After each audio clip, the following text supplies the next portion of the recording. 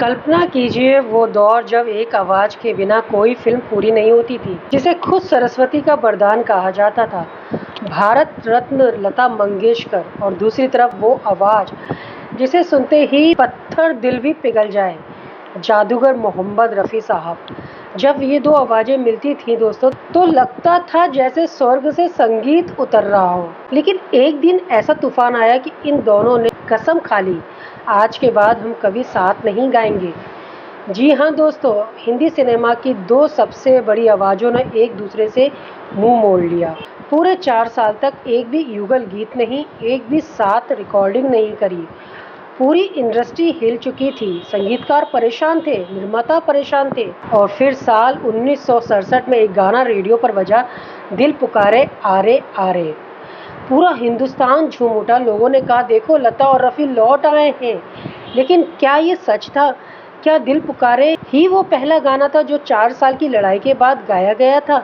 नहीं दोस्तों, इसके पीछे एक ऐसा सच छिपा है जो 60 सालों से लोगों को उलझाए हुए है। आज इस वीडियो में आपको बताएंगे रॉयल्टी के एक पैसे ने कैसे दो सगे भाई बहन जैसे रिश्ते में दरार डाल दी, और कैसे एक संगीतकार ने फरिश्ता बनकर उन्हें फिर से मिलाया। वीडियो को अंत तक जरूर देखिएगा दोस्तों, क्योंकि आखिर में हम आपको बताएंगे रिकॉर्ड हुआ पहला गाना कौन सा था और रिलीज हुआ पहला गाना कौन सा था। दोनों गाने अलग अलग हैं। ये बातें 50 के दशक की लता मंगेशकर और मोहम्मद रफ़ी सिर्फ गायक नहीं थे, ये एक इंडस्ट्री थे। लता जी के बिना कोई हीरोइन अधूरी लगती थी, और रफ़ी साहब के बिना किसी हीरो का दर्द पर्दे पर नहीं आता था। उनकी जोड़ी ने दिए सैकड़ों हिट गाने दिए, लेकिन धीरे धीरे वक्त बदलता रहा। लता जी अब सिर्फ गायिका नहीं, गायकों के हक के लिए लड़ने वाली नेता बन चुकी थी। मुद्दा क्या था? रॉयल्टी का। लता जी का कहना था कि हम एक बार गाना गाकर फीस ले लेते हैं, लेकिन वो गाना, वो रिकॉर्ड कंपनी सालों साल बेचती है, लाखों कमाती है, तो उस कमाई में से एक हिस्सा गायक को भी मिलना चाहिए। ये हमारा हक है। इसी हक की लड़ाई के लिए लता जी ने समय की सबसे बड़ी म्यूजिक कंपनी HMV का भी बहिष्कार कर दिया था। साल था 1962, फिल्म थी माया। इसी फिल्म की रिकॉर्डिंग के दौरान लता जी ने रफ़ी साहब से इस रॉयल्टी वाले मुद्दे पर बात की। लता जी को पूरी उम्मीद थी कि रफ़ी साहब, जिन्हें वो अपना बड़ा भाई मानती हैं, उनका साथ देंगे। लेकिन यहाँ कहानी ने मोड़ ले लिया। रफ़ी साहब बहुत ही नेक और सीधे इंसान थे। उनका उसूल एकदम साफ था। उन्होंने लता जी से कहा, लता जी, जब निर्माता हमें हमारे मांगे हुए पैसे दे देते हैं, तो उसके बाद उसी गाने पर बार बार रॉयल्टी मांगना मुझे सही नहीं लगता। हमारा काम गाना गाना था, हमने गाया, पैसे लिए, बात खत्म। बस यही एक बात, और दो किनारे अलग अलग हो गए दोस्तों। लता जी को लगा कि रफ़ी साहब ने उनके हक की लड़ाई में उनका साथ नहीं दिया, और रफ़ी साहब को लगा कि लता जी का तरीका बहुत गलत है।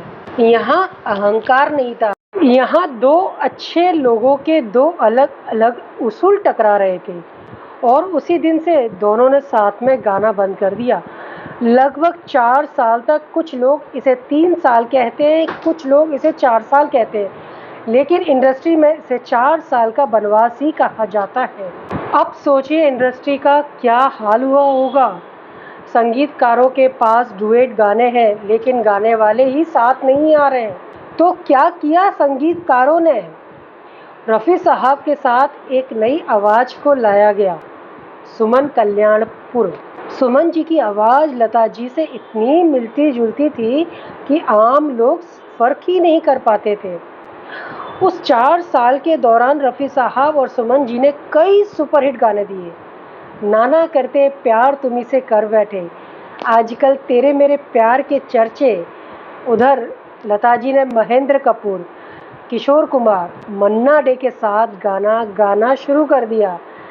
लेकिन सच बात तो ये थी, लता के बिना रफ़ी अधूरे थे, और रफ़ी के बिना लता ताई। लता ताई ने खुद बाद में कहा था, 3-4 साल हमने साथ नहीं गाया, लेकिन दिल में कभी नफरत नहीं थी।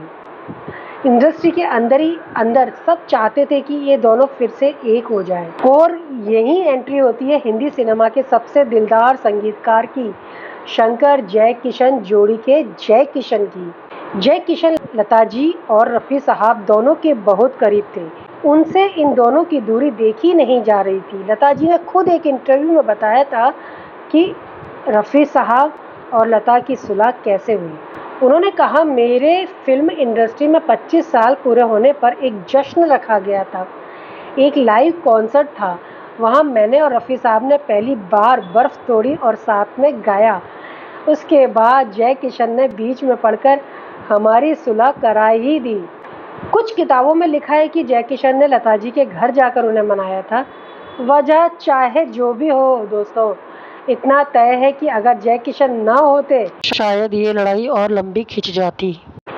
और अब आता है सबसे बड़ा सवाल, जिसका जवाब जानने के लिए आप इस वीडियो पर आए और ये जानना चाहते हैं, इन दोनों की सुलह के बाद पहला गाना कौन सा था।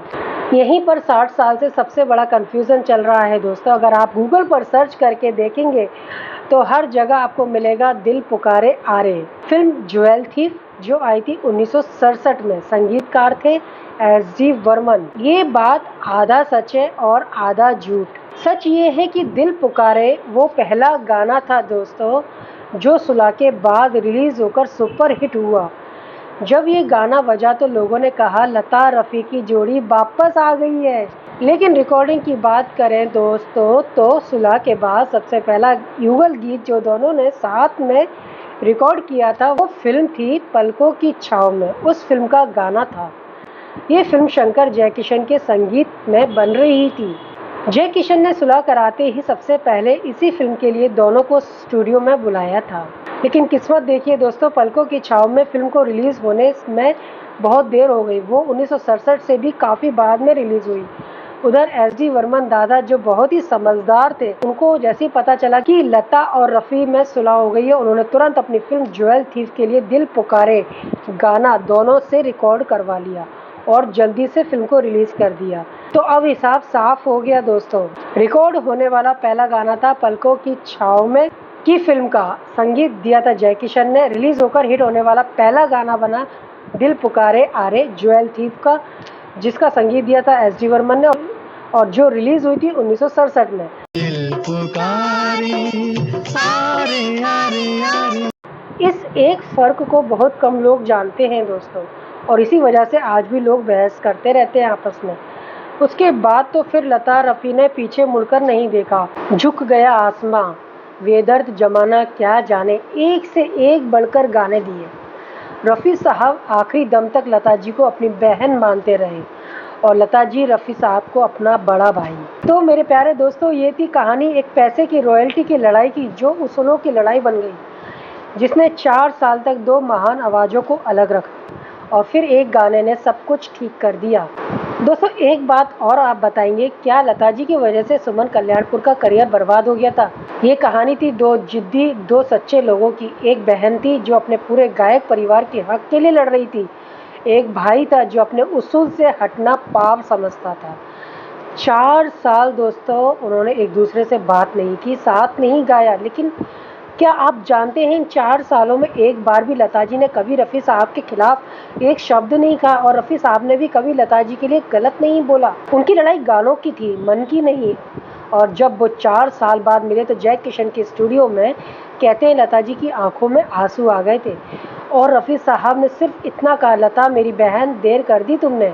आज दोनों ही इस दुनिया में नहीं है। रफ़ी साहब 1980 में ही चले गए और लता जी 2022 में हमको अलविदा कह के चली गई। लेकिन जब आज भी कहीं दूर रेडियो पर दिल पुकारे आरे बजता है तो लगता है वो दो आवाज़ें आज भी कहीं बादलों के ऊपर साथ में गा रही हैं। दिल पुकारे सारे आरे आरे। क्योंकि कुछ रिश्ते लड़ाई से ख़त्म नहीं होते दोस्तों।